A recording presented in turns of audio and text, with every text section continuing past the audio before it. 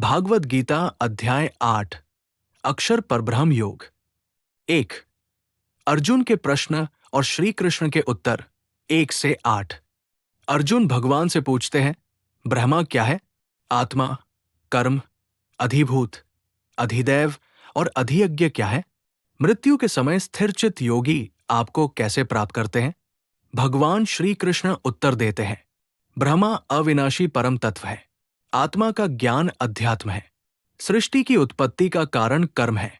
नश्वर भौतिक जगत अधिभूत है। देवताओं का अधिपति अधिदैव है और स्वयं भगवान जो शरीर में स्थित है अधियज्ञ है। मृत्यु के समय जो मनुष्य भगवान को स्मरण करता है वो उन्हीं को प्राप्त करता है। 2।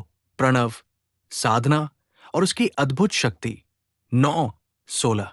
जो व्यक्ति योग के अभ्यास द्वारा प्राण को भ्रूमध्य में स्थित करता है और का जाप करते हुए भगवान के रूप में चिंतन करता है वो परमधाम को प्राप्त करता है। जो भक्त निरंतर भक्ति से भगवान का स्मरण करते हैं उन्हें भगवान सहज ही प्राप्त हो जाते हैं। जो भगवान को प्राप्त कर लेते हैं उन्हें पुनर्जन्म नहीं लेना पड़ता।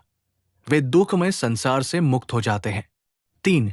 सृष्टि और प्रलय का विवरण 17, 19।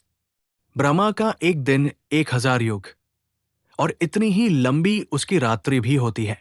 प्रत्येक दिन में प्राणियों की उत्पत्ति होती है और रात में वे पुनः अव्यक्त रूप में लीन हो जाते हैं। 4।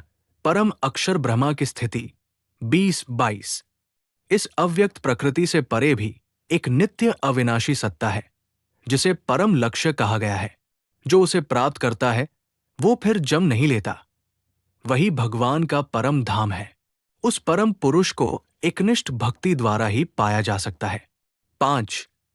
शुभ और अशुभ मार्ग 23, 26। भगवान 2 मार्ग बताते हैं, उज्ज्वल मार्ग, प्रकाश, उत्तरायण आदि, जिससे योगी पुनर्जन्म नहीं लेता। तम मार्ग, अंधकार, दक्षिणायन आदि, जिससे योगी पुनः जन्म लेता है। ये दोनों मार्ग सदा से अस्तित्व में हैं। 6। योगी की महिमा 27, 28। जो योगी इन मार्गों को जानता है वो कभी मोह में नहीं पड़ता। ऐसा योगी वेदों के अध्ययन, यज्ञ, तप और दान जैसे सभी पुण्य फलों को पार कर परम धाम को प्राप्त करता है।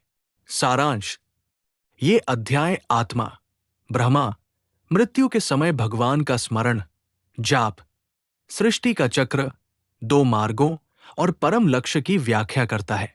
भगवान ये स्पष्ट करते हैं